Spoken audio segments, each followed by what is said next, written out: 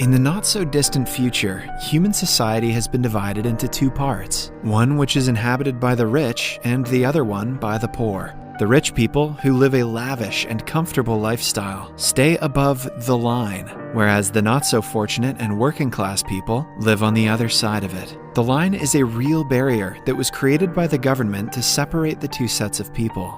At the start of the movie, we are shown an aerial shot of the society that has been divided into two parts. On the left side, we have a futuristic-looking city, whereas the right side represents a dilapidated and crowded area where people struggle to put food on their table every day. After this, we are shown the line, which acts as a border between the two parts. Like any other international border, the line is heavily guarded, with armed personnel and strict security. If one passes the security checks, they are free to roam around on the other side of the border. A man named Stu is then seen crossing the line and moving to the city area, where he uses his AI device to know about the time. After getting to know that he's late, he starts running and soon reaches a fancy restaurant. There, a couple is complaining about how the other side of the line is scary and unsafe to live in.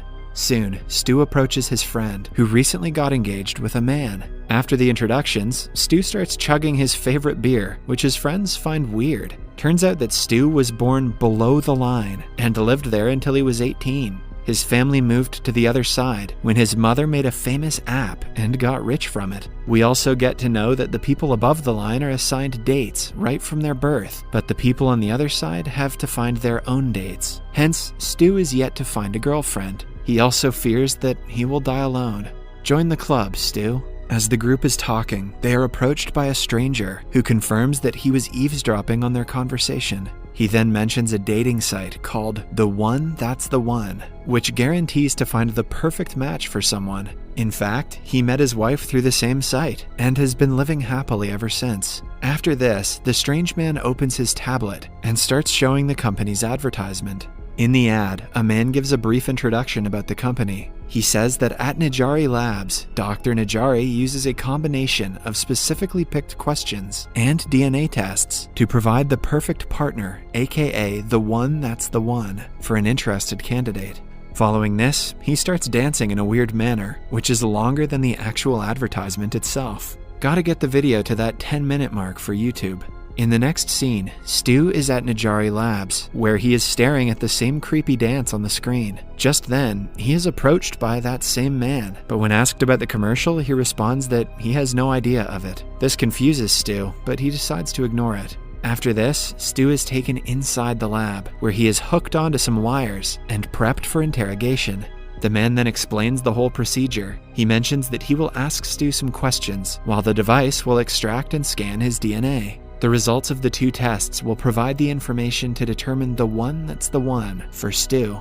Although nervous, Stu agrees, and the procedure starts. For the first question, the man asks Stu his favorite number, but Stu takes 3 attempts to finalize his answer. Hearing this, the man warns Stu that he must give honest answers so that the perfect match can be found for him. If Stu is a furry, now's the time to speak up. After this, the man asks some very irrelevant questions, which are totally not related to the subject. Despite this, Stu tries his best to answer them. After a while, the procedure is finally over, and Stu is asked to sign over a legal document. He then pays the fee through his digital hands, and gets notified that his partner will be arriving at his home sharp at midnight. The quick processing time stuns Stu, but he thanks the man and departs without any further questions.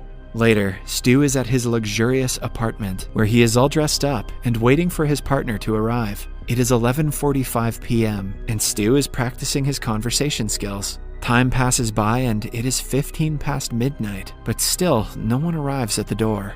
This frustrates Stu, so he opens his jacket and drops to the couch. As he is contemplating his decision, a sudden ring is heard at the door. Stu gets delighted and immediately goes to welcome his guest, but to his dismay, it turns out to be an elderly man. The man introduces himself as Bert and walks inside, but Stu is still confused about his arrival. When asked about why he's here, Bert reveals that he was sent as the one that's the one. Stu becomes enraged and complains that there has been a mix-up, and Bert agrees to this. Since both of them claim to be straight, they become certain about the fault and plan on getting a refund. Stu then breaks down and starts explaining his pitiful life on how he can never get a life partner. Hearing this, Bert consoles him, and the two start talking about their life below the line. Turns out that Bert was a car dealer there before he got transferred above the line. After the conversation, as Bert prepares to leave, Stu invites him to stay for dinner, and the old man agrees. They then decide to go to Al's restaurant, which is situated below the line. Surprisingly, both the men love the place and are regular customers there. Later, they reach the line, where they are thoroughly checked by a bunch of security personnel. After passing the checks, they head towards the restaurant and start conversing about their lives. Even the movies they watch are similar. Just then, the restaurant in charge, Al, comes to take their order, and both of them reply at the same time, "Egg white omelet." "You like eggs too? Let's bang." Furthermore, both of them like the yolks separated and on the side. Here we get to know that the men have a lot of uncanny similarities between them. After finishing their dinner, they greet each other and head separate directions. The next day, Stu goes to Najari Labs and starts calling out for the man. When no one responds, he enters a room and finds Dr. Najari sleeping. Suddenly, Bert approaches from behind, and this startles Stu, causing him to scream. Bert also gets frightened, and he too starts screaming at the top of his voice. The noise awakens Dr. Najari, and unsurprisingly, he starts screaming as well. When the duo ask Dr. Najari for an explanation, he simply rushes inside a vacuum tube and teleports away. As a result, Bert and Stu are left alone, and they eventually decide to go out and have grilled cheese. In a drastic turn of events, the duo end up having a romance, and after this, they start spending quality time with each other. They are deeply in love, and it seems like they are a match made in heaven. In the next scene, Stu takes Bert to meet his parents, but the latter seems to be nervous about it. However, Stu calms him down, saying he likes him the way he is. After a while, Bert finally meets up with his parents, and surprisingly, they are impressed by him. The three then discuss in the living hall and start singing songs from the past, which Stu can't seem to comprehend. Following this, Stu thanks his parents for accepting Bert, despite his old age. However, the parents reply that they are happy to have one more old fogey in the house. Bert then hands over the present he bought for Stu's mother, and it turns out to be a mechanical owl. The duo love it very much, and they request Stu and Bert to stay for dinner, to which they agree. Now it's time for Stu to meet up with Bert's family, which consists of his 2 children. Stu is nervous about the meeting, but Bert assures him that it will be less daunting than meeting his parents. Soon, they enter the house, and Stu is approached by Bert's children, Plisa and Bouge. Plisa is excited about meeting Stu, and she even compliments his good looks. However, Bouge declines Stu's handshake and storms to the backyard. "First my dad named me Bouge, now this?" Seeing this, Stu decides to confront Bouge and talk about his problem. In the backyard, Stu introduces himself as Bouge rides up on a small pony. Stu tries his best to strike up a conversation, but Bouge seems uninterested in it. Hence, he picks up a safe ball and asks Bouge to play with him. The latter hesitates at first, but after a lot of convincing, he agrees. While they are playing, Bouge starts opening up about his past and how he misses his deceased mother. Hearing this, Stu comes up with a motivational speech and eventually manages to win Bouge over.